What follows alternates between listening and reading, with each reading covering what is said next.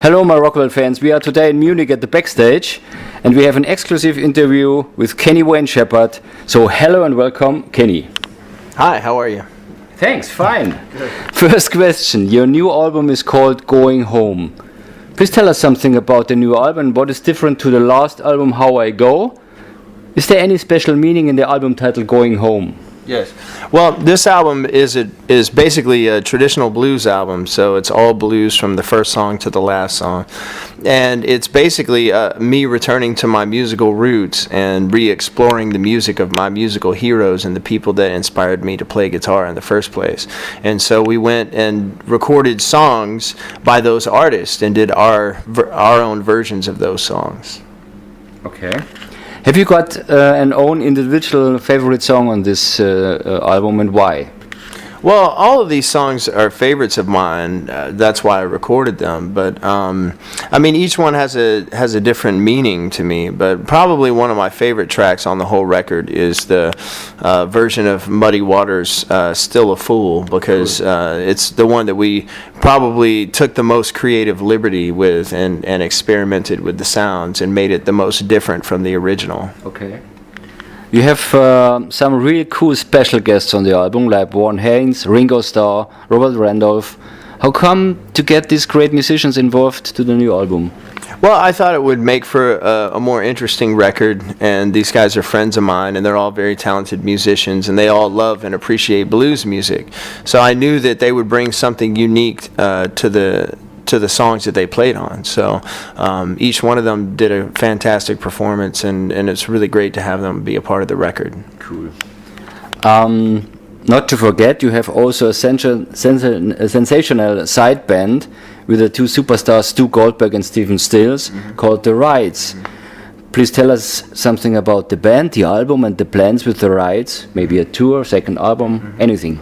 Yeah, well, Barry and Steven and I have already been writing songs for a second album, so we're almost finished writing that, and we plan on going in the studio at the end of this year to record a second album. We had a lot of fun making the first record and doing a tour in the United States. So hopefully for the second album, we can branch out and do a bigger tour that maybe would come to Europe. We'll see. This would be cool. My personal favorite song is Honeybee. Oh yeah? Yeah. I love the song from the early times. How important is it for you to be connected with the fans in the internet? Do you think a band or musician could survive these days without social media like Facebook and other things? Well, I'm sure there's some bands that do it, but today social media has become a very important part of staying connected with your fan base. So it is something that we've all had to adapt to and get used to using on a regular basis. And the fans have kind of come to expect that kind of access to the musicians. So it helps, though. I mean, it's really good because you can stay engaged with your fans and keep them informed, about everything that you're doing. I think it was a good idea. Some month ago, you were online for 1 hour or something, and a lot of fans could ask questions. I saw it, and I think this is the kind of interactivity musicians should do nowadays. Yeah, well, the fans certainly like to have that kind of contact. I think so. Yeah, for sure. This is like in the old days. In the 70s, you met the musicians after the concert and drank. Really.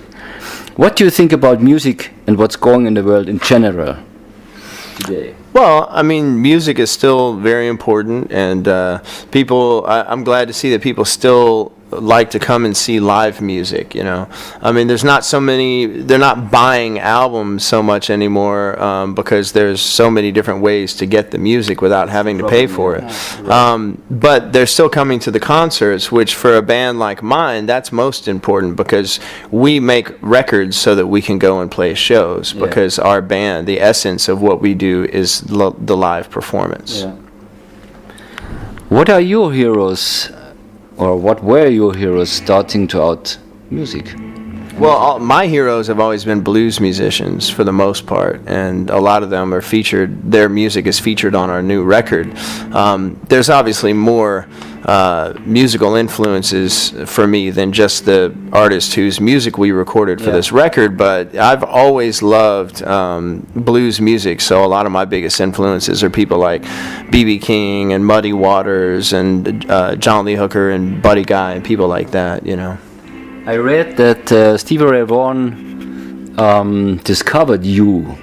Is that right? Well, he didn't discover me, but I met him when I was 7 years old at one of his concerts, and I got to go backstage and meet him before the show, and then I got to watch his show from the side of the stage, and that was the moment in my life when I decided I really wanted to get serious about playing guitar, because I wanted to play with that kind of passion that he played with. What are your hobbies apart from music? I saw on the website that there's beside the site lots of cars. Is that a hobby of you? Oh yeah. Well, I like fast cars and cars that look good, you know, and that's something that most guitar players like cars. It seems to be something about guitar players, but it's another passion of mine and something that I do in my off time. So I like. Where can you drive in America? Is that possible? Oh yeah, all over the place. Yeah, I mean. Not that fast. Oh well. Or you do it. Well, as long as you what we do is we'll go and we can rent racetracks, and you know, for a few $1,000s, you can get some friends together and rent a real racetrack and take your cars. This is what you do? Yeah. Oh, this is cool. Yeah, but we do cross-country road trips. Like in June, I'm going to be driving, you know, over 2,000 miles in one of my classic cars. Wow. Yeah. So how much cars do you have? I think I have 11 or 12 cars right now. This is perfect. This is a great hobby. Do you have more cars than guitars? Or? No, I have more guitars than cars, yeah. Is there anything you haven't done yet musically and you think one day I really love to do that? Well, I mean, you know, I'm always trying to do something new with each album that we record. So there's lots of ideas that I have. But I've also started to consider getting more into producing other bands and their records. Okay. So that's something I'm looking towards. And what kind of genres? Also for blues? No, or you're open-minded? Well, yeah, just anything, really. Anything that I feel like I can make a positive contribution to. Cool. This is a cool idea. Yeah.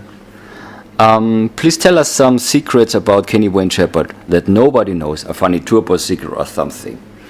I don't really have any secrets, so there's not a lot that I don't think there's anything about me that would surprise people. I'm pretty much what you see is what you get. So you know, I don't really have anything funny to tell you. Okay. I'm not that funny of a guy. Okay, no problem. Do you have any rock and roll regrets? No, I don't have any regrets in my life. I feel like I've done everything that I've done, you know, because I believed in it. And so, you know, at this point in my life, I'm proud of everything that I've accomplished, and I look forward to what the future holds. But I don't have any regrets. I don't feel like we've made any drastic mistakes or anything. You have a great backing band. There's lots of great musicians like Tony Franklin, who played with The Firm, and also with Whitesnake, and your drummer is my favorite shuffle drummer. He played with Stevie Ray Vaughan. Is this really a band, or is it a project where you hire the guys, or is it a band thing for you? Is it the Kenny Wayne Shepherd band? Oh yeah, well this is my band. I mean, Chris has been on almost every record that I've ever recorded, and he's been in my live band for like 8 years now. And Tony's been in the band 3 or 4 years. I can't remember how long. But we usually, when we hire people to be part of the band, it's a long-term situation. You know? So you like to have a friendship situation and go on tour, not just to play your music and have some musicians on the stage. Yeah, well, like this kind of a band sharing thing. Well, we operate. My organization operates like a family. So when you bring somebody into the family, and you don't do that you don't just welcome someone into your family for a short period of time. You know. You're right. At last, some words to your fans, please. Well, to the fans that we already have, I would like to say thank you for your support and for all of these years. It's been over 20 years now that the fans have been supporting us and our music, and so, I hope that they enjoy the new album and come and see us when we're over here in Europe and other places in the world. And then also to the people who are just hearing about us, I encourage them to go back and listen to all of the other albums as well, and find out for themselves what they think of who we are as musicians and the kind of music that we make. Cool last word. Thank you, Kenny. Thank you for the interview. All right.